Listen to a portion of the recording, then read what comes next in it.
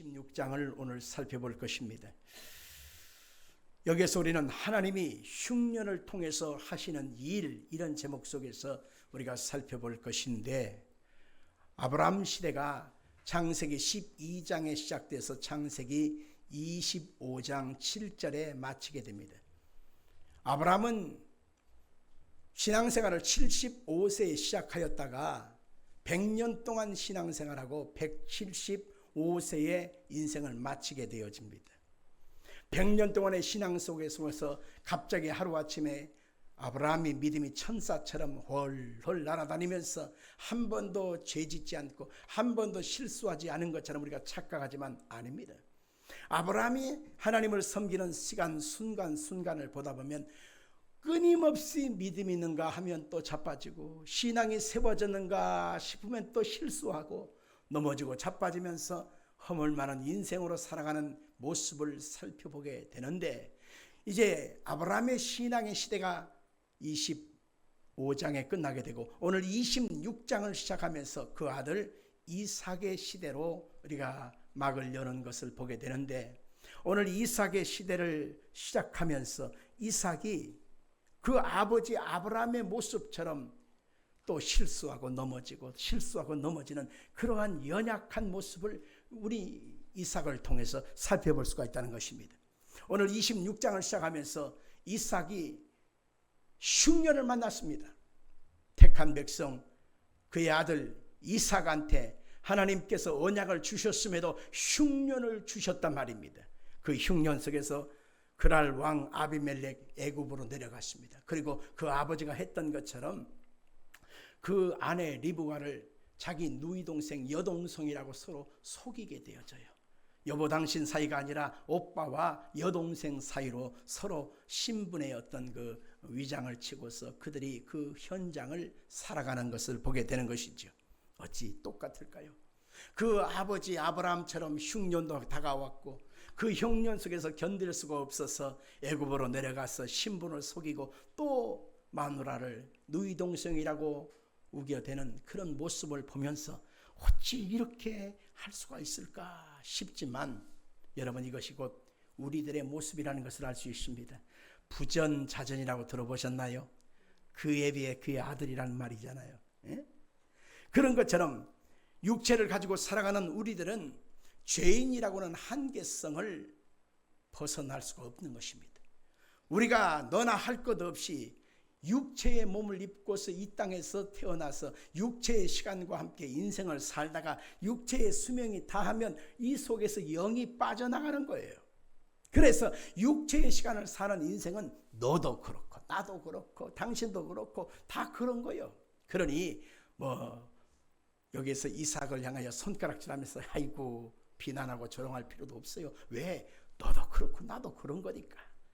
이 속에서 우리는 과연 하나님은 왜 우리에게 이렇게 인생 속에서 절망을 주시고 어려움도 주시고 고난을 주시는가 라고 하는 생각을 한번 해볼 필요가 있는 것입니다.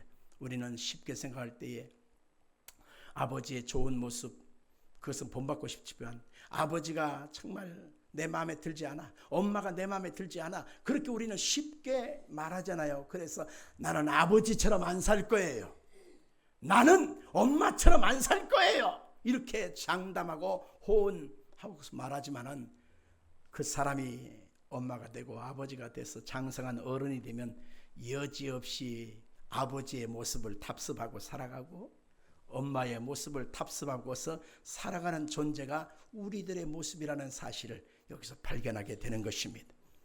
그 속에서 인간은 날 때부터 죄인이기 때문에 모두 다 마찬가지라고 하는 것입니다. 해 아래 새 것이 없는 것이지요. 이 속에서 우리가 하나님의 선한 뜻이 무엇인가를 발견하는 것이 아주 중요한 것입니다.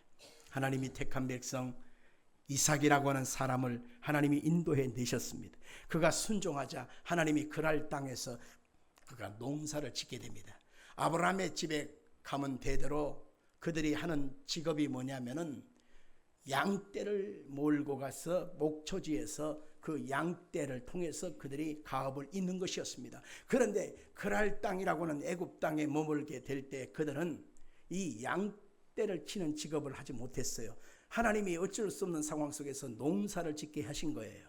근데 농사를 짓는 것은 초자에 해당하는데도 불구하고 하나님이 복을 주셨다는 것입니다. 이 장면 속에서 7가지 7대 축복을 찾아볼 수가 있는데, 저는 간절히 바라건대 이 말씀을 읽으면서 이 복이 여러분에게도 그대로 임하기를 주 이름으로 축원합니다. 우리 한번 성경 26장 12절로 14절 같이 한번 살펴보겠습니다. 이삭이 그 땅에서 농사하여 그 해에 100배나 얻었고 여호와께서 복을 주심으로 그 사람이 창대하고 왕성하여 마침내 거부가 되어 양과 소가 떼를 이루고 종이 심히 많음으로 블레셋 사람이 그를 시기하여. 자 보세요. 하나님이 이삭이 그 땅에서 농사를 지었는데 그 해에 몇 배나 얻었다? 100배나 얻었다. 첫째 복이죠. 여호와께서 복을 주셨는데 어떤 복이냐? 13절 보니까 창대한 복, 왕성한 복, 마침내 거부가 되어지는 복. 14절 양과 소가 떼를 이루는 복, 종이 심히 많은 복, 블레셋 사람이 시기할 정도의 복이 되었다라고 말씀하고 있습니다. 다시 한번 여러분들이 이 본문에서 아멘을 좀 크게 했으면 좋겠어요. 이 모든 복이 여러분에게 임하기를 주 이름으로 축원합니다. 축원합니다. 자, 성도에게 하나님이 복을 주시는 것은 하나님의 놀라운 은혜와 하나님의 놀라운 사랑과 축복의 약속의 결과인 것입니다. 그런데 이것이 우리가 다라고 생각하면 안 되는 것입니다. 이 땅에서 성도가 하나님께 복을 받고 잘되고 형통한 것은 그것을 통해서 하나님이 하시고자 하는 놀라운 뜻이 있고 놀라운 계획이 있다는 것을 알아야 하는 것입니다. 하나님의 목적이 있기 때문에 하나님이 남들보다 조금 더 주시는 거고, 하나님이 계획이 있기 때문에 남들보다 더 좋은 축복을 주시는 것입니다. 아멘 하세요. 남들보다 조금 더 괜찮은 것을 주신 것은 그것을 통해서 하나님이 하시고자 하는 선한 뜻, 영광 받으시고자 하는 하나님의 계획이 있기 때문에 우리는 그렇게 기도해야 돼요. 하나님이 이걸 왜 주셨습니까? 하나님 이것 가지고 과연 어떻게 하기를 원하십니까? 하나님 이 순간에 내가 어떻게 해야 하나님을 기쁘시게 해드릴까요? 라고 하나님께 물어보는 것이 성숙한 신앙인의 모습인 것입니다. 아멘 아멘. 이 아멘 속에서 여러분이 복을 받기를 주 이름으로 축원합니다. 근데 오늘 우리 본문을 보다 보면은 하나씩 풀어가야 될 질문이 몇 가지가 생깁니다. 하나님이 복 있고 약속을 받은 이삭을 시작할 때 하나님이 홍수를 만난 것처럼 흉년 속에서 그의 인생을 시작하게 하셨다라는 것입니다. 1절 말씀을 보면 이렇게 기록하죠. 아브라함 때에 첫 흉년이 들었더니 그 땅에 또 흉년이 들매 이삭이 그랄라고 가서 블레셋 왕 아비멜렉에게 이르렀더니 흉년이 들었다는 겁니다. 흉년의 반대말은 풍년이라는 것입니다. 잘 된다의 반대말은 안 된다는 뜻이지요. 성공의 반대말은 쫄딱 망했다는 뜻이지요. 바로 그런 것처럼 이삭이 지금 현재의 그의 아버지가 흉년 만난 것처럼 흉년을 통해서 그의 인생의 시작을 하는 것을 보게 되는 것입니다. 하나님이 성도들에게 잘 풀리고 만사가 형통하고 하는 일마다 형통하고 복을 받게 하시면 얼마나 할렐루야겠어요. 그런데 흉년을 만났다는 것입니다. 그것도 다름 아닌 하나님의 약속을 받은 믿음의 아들이 창세기 22장의 모리아산 사건에서 하나님께서 그의 아버지도 인정하시고 아들 이삭도 인정하셨잖아요. 그의 아들 이삭을 통해서 나의 유업을 이루게 하리라 약속해 주셨는데 오늘 26장을 시작하면서 이삭이 지금 흉년을 만나는 것입니다. 흉년이라고 하는 절망과 고통을 그가 당하면서 과연 왜 이런 흉년을 우리 가운데 주셨습니까? 우리는 탄식하지 않을 수 있겠어요. 오늘 우리가 예수를 믿으면서도 똑같은 우리가 항변할 때가 있습니다. 하나님을 믿으면 형통해야지. 하나님을 믿으면 잘 되는 일만 생겨야지. 하나님만 믿으면 우리의 삶의 형통만 있어야지. 왜 이렇게 어렵습니까? 라고 하는 절망과 탄식이 우리 가운데 있다라고 하는 것입니다. 왜 흉년을 두실까요? 왜 우리를 시험을 두실까요? 오늘 26장 7절로 9절 사이를 한번 읽어볼까요? 7절로 9절 시작. 그곳 사람들이 그의 아내에 대하여 물으매 그가 말하기를 그는 내 누이라 하였으니 리브가는 보기에 아름다우노. 그곳 백성이 리브가로 말미암아 자기를 죽일까 하여 그는 내 아내라 하기를 두려워함이었더라. 이삭이 거기 오래 거주하였더니 이삭이 그 아내 리브가를 꾀하는 것을 블레셋 왕 아비멜렉이 창으로 내다본지라. 이에 아비멜렉이 이삭을 불러 이르되 그가 분명히 내 아내거늘 어찌 네 누이라 하였느냐. 이삭이 그에게 대답하되 내 생각에 그로 말미암아 내가 죽게 될까 두려워하였음이로다. 여기 보니까 두려워했다라고 하는 말이 2번 반복하고 있습니다. 우리는 2가지 의미를 해결해야 합니다. 왜 하나님은 믿음의 조상 아브라함에 이어서 약속의 아들 이삭에게도 흉년을 허락하셨는가? 왜 이삭에게 흉년을 허락하셨는가? 2번째는 왜 하나님께서 당신의 백성을 시험하시어 세상 앞에서 그들의 연약함을 드러내시는가?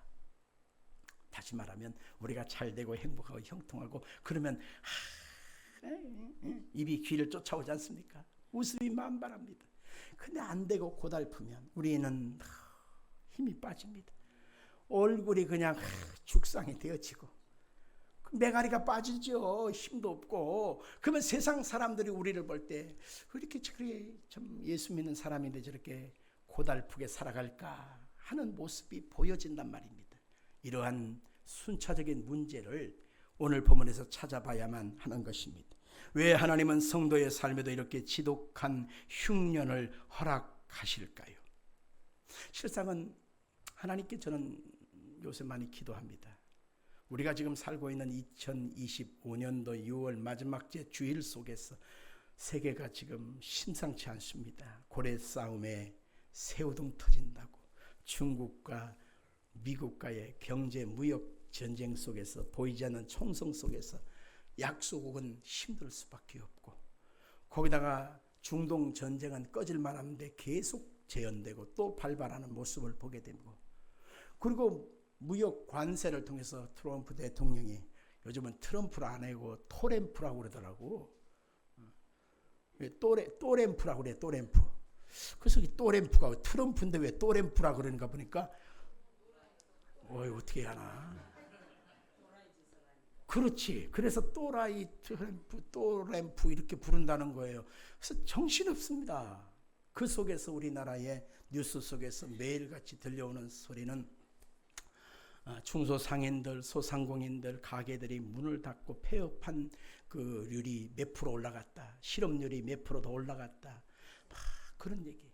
또 그저께는 또 대출이 또 6억 이상은 안 되고 6억 이하로 막혀버리고 그리고 이거 어떻게 뾰족한 묘수가 없는 거예요. 이 속에서 우리 성도들이 지금 당하는 현실은 말을 안 해서 그렇지 속이 바닥바닥 탑니다.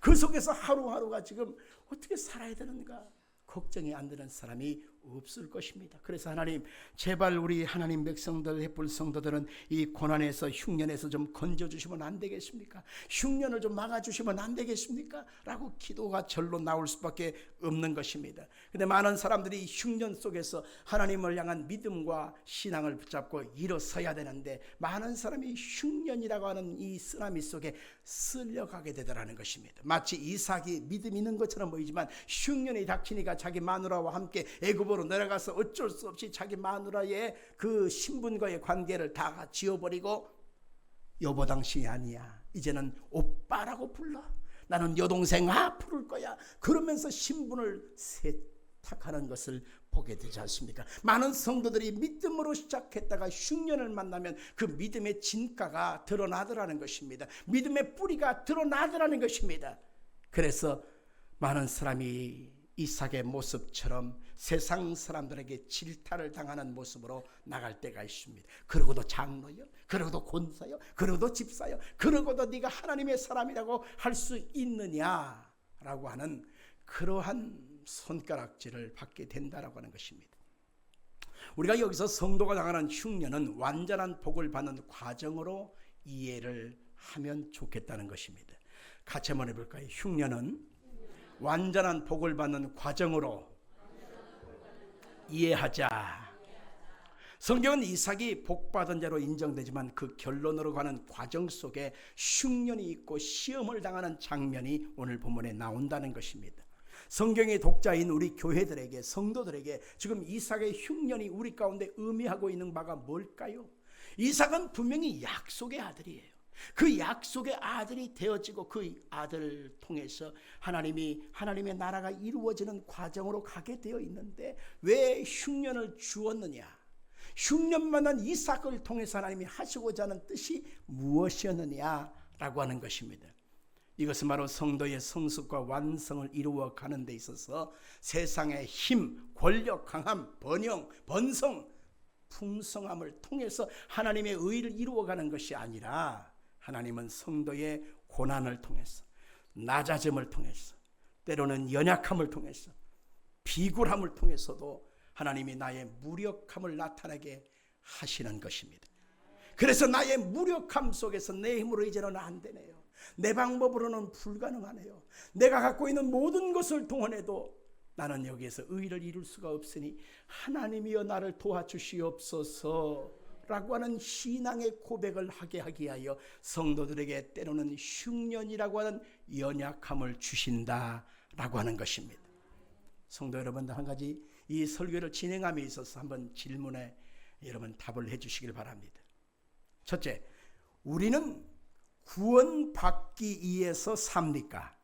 아니면 두 번째로 구원받은 자로서 하나님의 영광을 위해서 사는 사람입니까? 첫 번입니까? 두 번째입니까? 나는 이래서 설교할 맛이 생겨. 우리 권사님 나도. 바로 뭐냐면 세상 사람들은 하나님을 몰라요. 예수님의 구원의 은혜를 몰라요. 그러니까 구원받기 위하여 자기의 수고를 다하고 구원받기 위하여 선행을 행하고 착한 일을 해야만 거기에 구원이 있을 것이라고 생각하면서 전력하면서 살아갑니다. 어떤 사람은 절에 있잖아요, 사찰 그 암자를 멋지게 지어지는데 10억 든다고 그래요. 그러면 그 10억 그거 지어주면 자손의 8대가 복을 받는데 득도를 한대. 그러니까 자기의 재산 10억이라고 하는 그 금을 아끼지 않고 거기다 투자해서 암자를 멋지게 지어줍니다. 그러면서 구원이 있을 것이라고 착각을 하지요. 그런데 우리는 그렇게 구원을 갖지 않습니다. 우리의 구원은 오직 예수 그리스도의 십자가의 피뿌림으로, 예수 그리스도의 대속의 은혜로 되어졌고 우리가 그것을 믿은 것 때문에 구원받은 것입니다. 아멘. 우리는 구원받은 거죠. 예수를 믿음으로 하나님의 자녀가 된 거예요. 그래서 이 자녀된 하나님의 백성들이 이제는 어떻게 사냐? 하나님의 영광을 위하여 살아가는 것입니다. 하나님을 기쁘시게 하면서 우리는 살아가는 것입니다. 마치 자녀가 부모에게서 태어나잖아요. 새 생명에 태어나요. 그러면 석 달 안에 동사무소에 가서 뭘 합니까?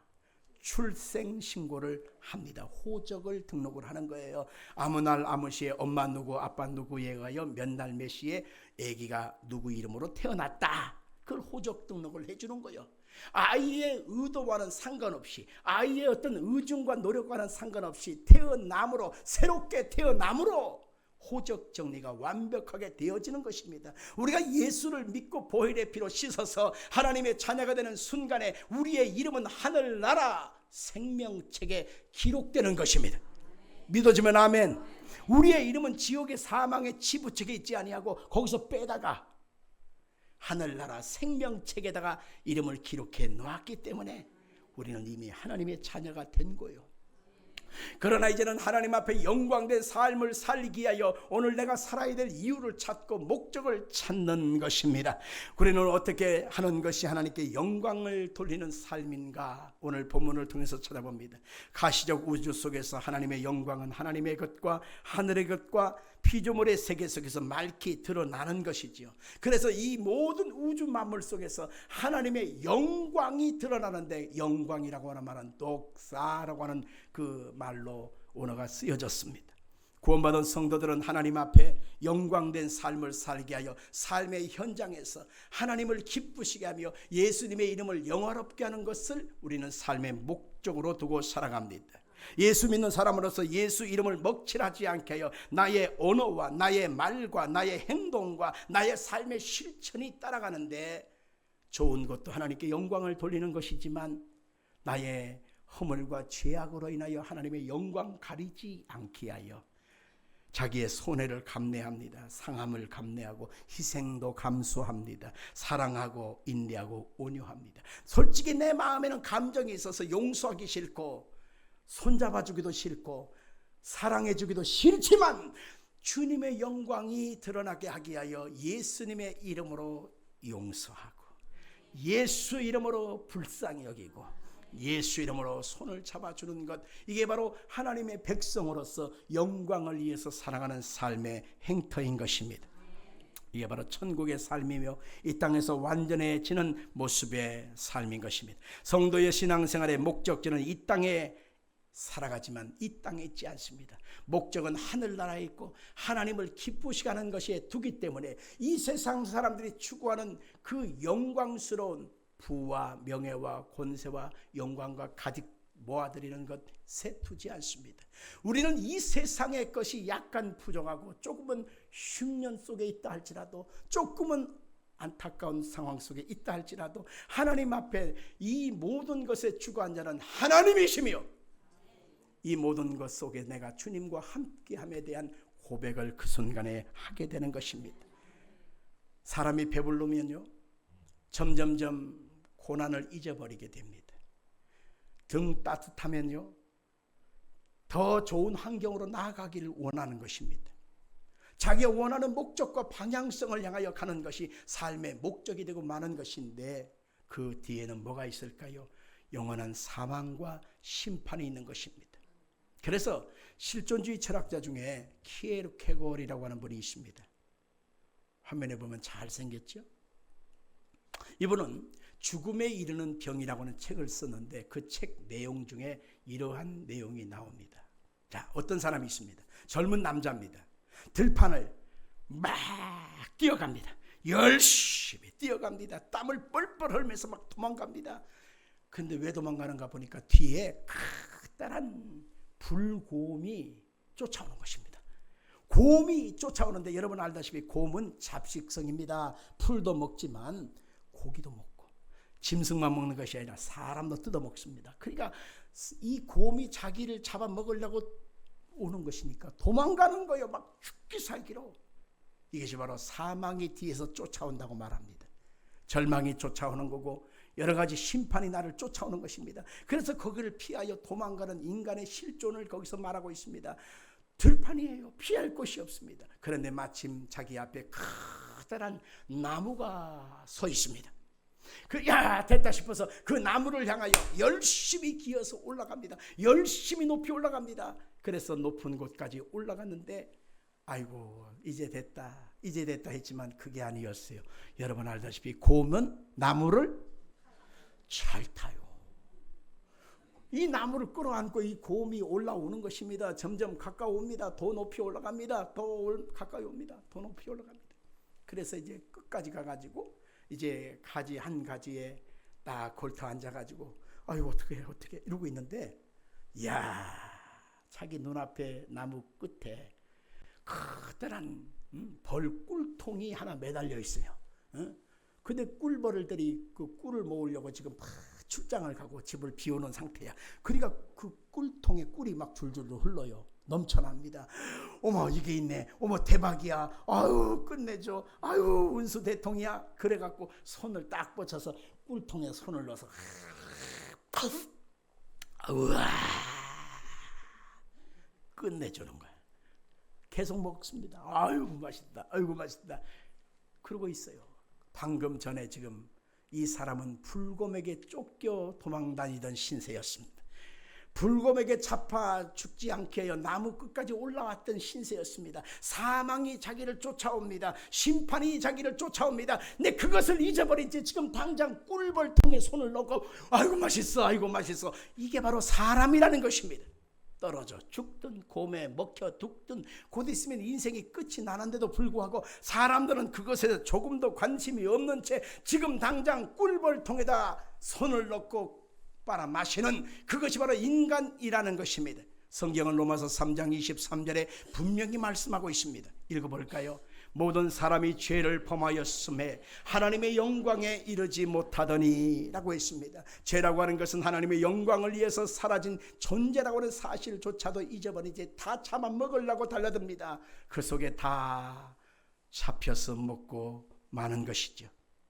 그런데 우리가 구원받아 하나님의 자녀가 되었다고 하는 것은 뭐냐? 죄와 사망에서 건짐을 받은 하나님의 은혜 입은 사람이 됐습니다. 지금 당장 꿀송에다가 손을 놓고 마시는 그러한 인생처럼 살지 아니하고 이제는 하나님 앞에 영광된 삶, 어떻게 하면 하나님을 더 기쁘시게 할 수 있을까라고 하는 그런 삶을 우리의 삶의 목적으로 살아야 하는 것입니다. 이 세상 사람들은 하나님의 영광에 대해서 조금도 관심이 없습니다. 요한복음 12장 43절과 7장 18절 같이 읽겠습니다. 그들은 사람의 영광을 하나님의 영광보다도 사랑하였더라. 스스로 말하는 자는 자기 영광만 구하되 보내신 이의 영광을 구하는 자는 참되니 그 속에 불의가 없느니라. 타락한 인간의 실존은 끊임없이 자기 영광을 구하지 하나님의 영광을 구하는 것은 관심이 없습니다. 먹고 입고 마시는 것이 인생의 유일한 존재의 목적으로만 생각하고 살아가는 것입니다. 구원받은 성도에게 제일 먼저 끼어져야 할 것이 무엇일까요? 이 세상의 가치와 영광으로는 내가 구원받을 수가 없어. 나의 구원은 오직 나를 위하여 십자가의 몸을 찢고 피 흘려 죽으신 예수에게서 주시는 하나님의 구원의 선물밖에 없어. 내 안에 예수님 계시고 내가 예수님 안에 거하는 연합을 통해서만 오직 구원이 있을 수 있어. 나는 하나님의 자녀가 될 수 있어 라고 하는 고백을 해야 하는 것입니다.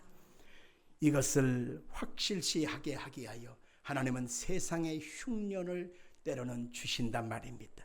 힘이 무력해져요. 안 됩니다. 고달파집니다. 속상한 일이 생깁니다. 일이 될 듯 될 듯 하다가 어그러집니다. 그 속에서 우리가 무엇을 발견하느냐? 이제는 내 힘으로 안 됩니다. 이제는 내 방법으로 할 수 없네요. 나는 오직 주님밖에 없습니다. 나는 주님의 영광을 위해 살기를 원합니다 라고 하는 고백이 그 흉년 속에서 세워지기 때문에 하나님은 인생이라고 하는 존재에게 흉년을 때로는 허락하신다라고 하는 것입니다. 그 흉년 속에서 우리는 오직 진정한 신앙의 고백을 하게 되지요. 찬송의 가사 그대로 천부여 의지 없어서 손들고 옵니다. 주 나를 외면하시면 내가 어디를 가리겠습니까? 여러분들, 이것이 그냥 나오는 것이 아니라 인생의 흉년 만난 자의 진정한 고백이라는 사실을 알 수가 있는 것입니다. 그래서 성도는 이 땅에 살아가면서 자신의 무력함이나 불가능을 끊임없이 경험할 때에 탄식만 할 것이 아니라 바로 그 무력함 속에서 하나님의 도우심을, 하나님의 능력을, 그리고 인생에 살아야 될 분명한 목적지를 발견해야만 하는 것입니다. 다른 말로 자기의 영광을 과시하는 삶을 사는 것은 어리석은 세상 사람의 모습이요, 나는 구별된 하나님의 자녀가 되었기에 이제는 나는 육신의 사람들이 추구하는 인생의 방향이 아니라 하나님을 기쁘시게 하며 살아야 되겠다라고 하는 그런 삶의 방향을 갖고 사는 것입니다. 그렇게 산 사람이 바로 누구냐면 바울 사도였다는 것입니다. 고린도서에서 그는 카우카오마이라고 하는 말을 썼어요. 카우카오마이라고 하는 말은 바울 서신서, 특별히 고린도서에서 15번에 걸쳐서 썼습니다. 그 말은 자랑하다라는 뜻입니다. 자랑하다. 사람들은 자랑하다라는 말을 참고 하는데, 그 자랑하다라고 하는 그 말은요, 그 당시에 로마의 어떤 큰 권세 속에 있었기 때문에 고린도도 로마의 점령지거든요. 근데 이 사람들이 이 로마의 의식과 문화를 그대로 받아들였습니다. 근데 그 당시의 사람들은 꼭 이게 몸 안에다가 이렇게 표딱지를 하나 갖고 다니는데, 그게 바로 뭐냐면 레이스 게스타이라고 하는 말이에요. 자기 이력서 간판이었어요. 자기 속에서 그것을 목에다 꼭 달고 다녔다고 그래요. 자기 속에서. 여기에는 나는 몇 년도에 태어났고 로마의 시민권이 있고 나는 집안이 어떤 집안이고 나는 어느 학교에 갔고 누구의 선생님 밑에서 훈련받은 사람이고 나의 자격증은 이것이고 우리 집안의 배경은 이것고 그 다음에 우리 집안의 식구들 중에 형제들 중에는 이렇게 대단한 사람이 많습니다. 나 괜찮은 사람이에요 라고 하는 이러한 자기만의 이 목걸이를 갖고 살았다는 것입니다. 사람들은 이것을 영향을 받아서 예수를 믿는다고 할 때도 예수 안에서도 이 세상의 것을 자기의 자랑거리로 삼고자 하는 그러한 모습들이 고린도 성도들에게 가득했었다는 것입니다. 예수를 믿으니까 이만큼 살아야 돼. 예수를 믿으니까 이것쯤은 있어야 돼. 내가 예수를 믿으니까 이 정도 학벌을 있고 내가 예수를 믿으니까 이 정도 내가 권세가 있어라고 하는 것을 자기들의 자랑거리로 삼았기 때문에 그 자랑거리는 성경적인 하나님이 정말 우리를 기뻐하는 자랑거리가 아니었다고 말하고 있는 것입니다. 그래서 고린도 교회들을 향하여 우리의 진정한 자랑과 너희들의 자랑의 가치가 이것과 다르다라고 말하고 있습니다. 고린도전서 4장 7절 이하를 같이 보겠습니다. 시작. 누가 너를 남달리 구별하였느냐? 내게 있는 것 중에 받지 아니한 것이 무엇이냐? 내가 받았은즉 어찌하여 받지 아니한 것 같이 자랑하느냐? 너희가 이미 배부르며 이미 풍성하며 우리 없이도 왕이 되었도다. 우리가 너희와 함께 왕 노릇하게 하여 참으로 너희가 왕이 되기를 원하노라. 내가 생각하건대 하나님이 사도인 우리를 죽이기로 작정된 자같이 끄트머리에 두셨으며 우리는 세계 곧 천사와 사람에게 구경거리가 되었도다. 우리는 그리스도 때문에 어리석으나 너희는 그리스도 안에서 지혜롭고 우리는 약하나 너희는 강하고 너희는 존귀하나 우리는 비천하며 비록 이 시각까지 우리가 줄이고 목마르고 헐벗고 매 맞으며 정처가 없고 또 수고하여 친히 손으로 일을 하며 모욕을 당한즉 축복하고 박해를 받은즉 참고 비방을 받은즉 권면하니 우리가 지금까지 세상의 더러운 것과 만물의 찌꺼기같이 되었도다. 아멘. 바울사도는 하나님의 복음을 만나기 전에는 일반 사람하고 똑같이 살았습니다. 근데 예수를 믿고 복음을 알고 나서 내가 어떻게 살아야 되는 것이 인생의 진정한 방향인가를 분명히 알게 됐습니다. 일반 사람들이 요구하고 많은 사람이 추구하는 방향성 레이스게스타이라고 하는 이 명패를 가지고 자기의 자랑거리를 삼고 의수되면서 살아가는 것이 그것이 인생의 방향인 것처럼 자랑하고 살았지만은 예수를 믿고 나서 보니까 그것이 얼마나 가치 없고 배설물처럼 분토처럼 아무 쓰레기처럼 다 던져버리게 되어졌어요. 그래서 자기 자신이 예수 그리스도 안에서 복음의 사도가 되어서 보니까 낮아지고 굶주리고 갇히게 되고 고난을 자초하고 내 삶의 현실 속에 내세울 수 없는 고난이 잔뜩 있다. 그러나 이 고난 속에서 내 자신은 떳떳하다는 것입니다. 그렇기 때문에 16절 끝에는 심지어 더 나아가서 너희들은 나를 본받아야 된다라고 말하고 있습니다. 읽어볼까요? 그러므로 내가 너희에게 구원하노니 너희는 나를 본받는 자가 되라. 한마디로 교회의 성도들에게 배가 부르고 부자가 돼서 그것 가지고 하나님의 영광을 나타냅니다 라고 우리가 보통 알고 있는 인식에 대한 정반대의 모습을 말하는 것입니다. 그것 가지고 하나님께 영광도 되겠지요. 그러나 실상은 그것이 나의 인생의 목표가 되면 안 된다는 것입니다.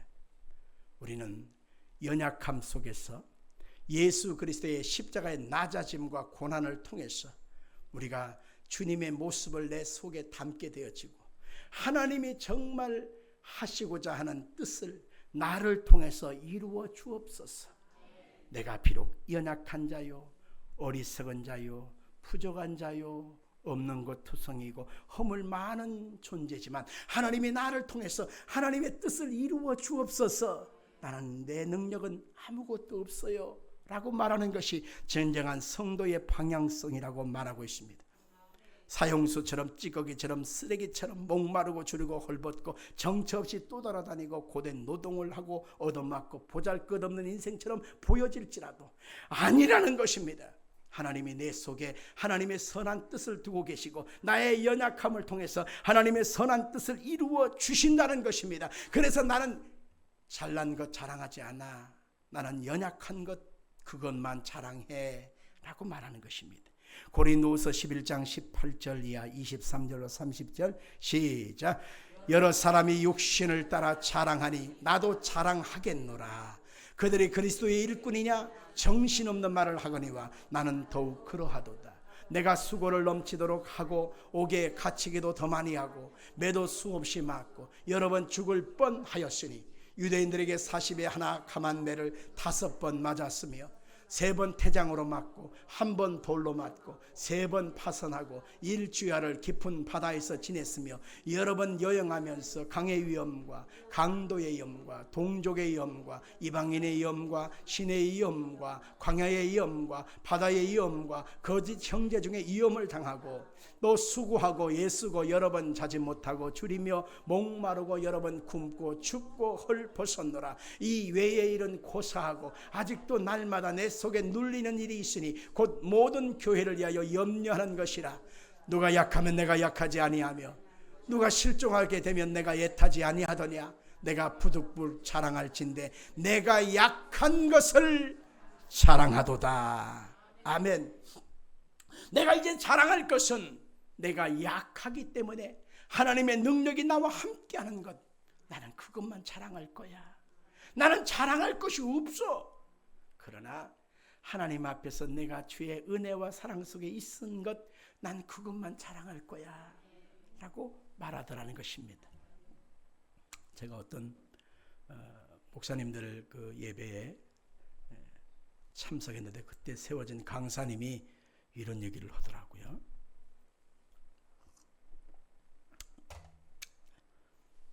자기 교회 장로가 자기가 생일 됐는데 어느 날 찾아왔더래요. 아, 목사님 목사님 너무 애쓰십니다. 감사해요. 그러면서 목사님 우리들이 마음을 이렇게 모아서 목사님 생일 선물 하나 갖고 왔는데 받으시죠. 우리 내가 나간 다음에 뜯어보시죠. 그러더래요. 기도를 축복기도 해주고 나가서 나갈 때 보니까 한 장이 들어있어요. 뭘까요?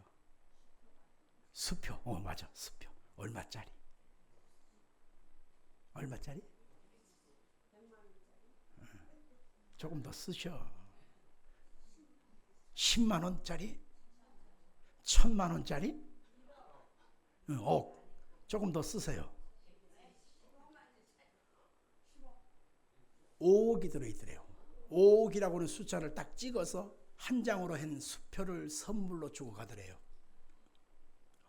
자기도 놀랬대요. 교회 사이즈도 어느 정도 돼요. 그런데 이분이 그 순간에 자기 자신이 하나님이 왜 나한테 이런 선물을 주셨을까? 라고 하면서 하나님께서 왜 주셨을까? 라고 하는 하나님의 의도를 향하여 묻기 시작했어요. 그걸 은행에다 막 그렇게 막 쓰고 현찰로 바꿔서 쓰고 쓰는 게 문제가 아니야. 왜 주셨을까를 자꾸 물어야 돼. 왜? 내가 이걸 받을 만한 이유가 없잖아. 그래서 하나님께 자꾸 물었는데 하나님이 어떤 목사님, 시골에 계신 목사님에게서 전화가 왔어요. 교회당에 시골 교회당인데 비가 와서 천장에 구멍이 뻥 뚫렸어요. 구멍이 천장이 뻥 뚫렸어요. 천장을 하늘에서 이 하늘을 쳐다봐요. 아휴, 기도해 주세요. 그러더래요. 그 순간에 자기 마음속에 이건 내게 아니다. 그곳으로 보내야 되겠구나. 그런 생각이 들더래요. 가서 보니까 고쳐서 될 것이 아니야. 천장 몇 개 이렇게 뜯어서 바꿔서 그 갈아 끼울 정도가 아니야. 전부 다 허름썩음 다 해요. 그래서 안 되겠다. 그래가지고 이거를 그 건축업자 불러서 보니까 그 똑같은 얘기를 해요. 새로 지어야 합니다. 이거 안 됩니다. 그래갖고 대충 뭐 이렇게 갈아 끼워주고 하려고 생각했다가 아이고 덤탱이가 써진 거야. 그래서 그거를 어떻게 해야 되냐고 견적 뽑아보니까 싹 쓸어가지고 다시 짓는데 5억이 들더래요. 5억. 그래서 자기가 받은 수표가 얼마? 그 돈은 어디다 보내야 돼? 일로 보내야 되는 거야. 거기서 하나 딱 깨닫는 것은 바로 그거다. 내게 아니다. 내게 아니다. 하나님이 내 손에 맡기신 잠깐의 통로로 쓰시는 것인데 나는 이것을 내가 잘나서 대단해서 뛰어나서 엄청난 것을 해서 내 것인데 내가 내 마음대로 쓸 수 있어 라고 하는 이 어리석은 착각에 빠질 때가 많다는 것입니다. 그래서 이걸 가지고 당장 그걸 갖다 싹 쓸어버리고 새로 지었잖아요. 지었는데 거기서 끝난 게 아니에요. 건축이라는 것은요, 한번 지어놓으면 또 웃돈이 또 들어가, 뒷돈이 더 들어가, 2억이 더 들어갔어. 그래가지고 7억에 걸쳐서 그 건물을 짓고 완성하고 헌당해서 하나님께 영광 돌리는데, 이야, 구멍 뚫어진 비새는 교회 해가지고 성도 딱 2명 남았대. 이 2명 중에 한 분은 뭐냐면 저 휠체어 잡고 이렇게 걸어가는 양반 있죠. 그 할머니 한 분이고, 한 분은 이게 업어가지고 와서 예배드리고 나서 또 업어다 갖다 드리는 이 2 어르신만 놔두고 나머지는 다 가버렸어. 왜? 그런 교회에 뭔 다닐 만한 이유가 있냐 이거지.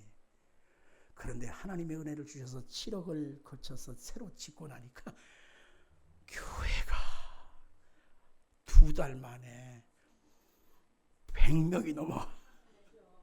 어디서 왔는지 다 온대요. 그걸 보면서 그렇구나.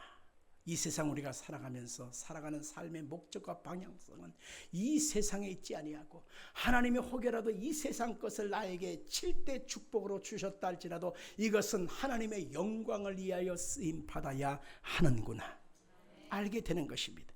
바울 사도는 자기 자신에게 끊임없는 연약함, 부족함, 어리석음, 허물, 약점이 많은 것을 보고 탄식할 수밖에 없는 상황이었습니다. 그러나 그것을 탄식만 하지 아니하고 나의 약한 그것이 곧 하나님의 강한 것이라. 그래서 내가 약한 것들 능욕, 궁핍, 박해, 곤고를 기뻐하노니 이는 내가 곧 약할 그때의 강함이라고 바울 사도는 자랑하고 있습니다. 고린도서 1장을 가보면요, 1장 24절로 31절 사이에 보니까 하나님 앞에 자랑할 것이 무엇인가에 대해서 분명히 우리 가운데 알려주고 있습니다. 1장 24절로 13절 31절입니다. 시작. 오직 부르심을 받은 자들에게는 유대인이나 헬라인이나 그리스도는 하나님의 능력이요 하나님의 지혜니라. 하나님의 어리석음을 사람보다 지혜롭고 하나님의 약하심이 사람보다 강하니라. 형제들아 너희를 부르심을 보라. 육체를 따라 지혜로운 자가 많지 아니하며 능한 자가 많지 아니하며 문벌 좋은 자가 많지 아니하도다. 그러나 하나님께서 세상에 미련한 것을 택하사 지혜인 자들을 부끄럽게 하리 하시고 세상에 약한 것들을 택하사 강한 것들을 부끄럽게 하리 하시며 하나님께서 세상에 천한 것들과 멸시받는 것들과 없는 것들을 택하사 있는 것들을 패하려 하시나니 이는 아무 육체도 하나님 앞에서 자랑하지 못하게 하려 하심이라. 너희는 하나님으로부터 나서 그리스도 예수 안에 있고 예수는 하나님으로부터 나와서 우리에게 지혜와 의로움과 거룩함과 구원함이 되셨으니 기록된 바 자랑하는 자는 주 안에서 자랑하라 함과 같으니라. 아멘. 우리의 힘이 홍수를 만난 것처럼 아니면 흉년을 만난 것처럼 때로는 우리의 삶이 안 막혀버리고 안 풀리고 답답해질 때 내 인생이 왜 이런가 탄식만 할 것이 아니라 우리의 약점, 우리의 허물, 우리의 연약한 그것을 통해서 하나님께 영광 되어지는 과정이 된다는 것을 믿으시길 바랍니다. 우리는 이 순간에 하나님이여 나의 힘이 되어 주옵소서. 하나님이여 나의 능이 되어 주옵소서. 나는 믿음의 눈을 들어서 주님을 의뢰합니다. 나는 주님을 소망합니다라고 하는 신실한 고백을 해야만 하는 것입니다. 이렇게 살아가는 인생 속에 바울 사도는 우리 가운데 알려주고 있습니다. 환난도 곤고도 핍박이도 기근도 위험이나 적신다 어떤 우겨싸임 속에도 하나님이 우리를 향한 사랑에서 끊을 자가 없다. 아멘 합시다. 성경 말씀 읽고 마치겠습니다. 로마서 8장 35절 이하 읽겠습니다. 누가 우리를 그리스도의 사랑에서 끊으리요. 환난이나 곤고나 박해나 기근이나 적신이나 위험이나 칼이라. 기록된 바 우리가 종일 주를 위하여 죽임을 당하게 되며 도살당할 양같이 여김을 받았나이다 함과 같으니라. 그러나 이 모든 일에 우리를 사랑하시는 이로 말미암아 우리가 넉넉히 이기느니라. 내가 확신하노니 사망이나 생명이나 천사들이나 권세자들이나 현재일이나 장래일이나 능력이나 높음이나 깊음이나 다른 어떤 피조물이라도 우리를 우리 주 그리스도 예수 안에 있는 하나님의 사랑에서 끊을 수 없으리라. 여러분의 존재는 귀한 존재입니다. 하나님과 함께하는 자인 것을 믿으시기를 주의 이름으로 축원합니다.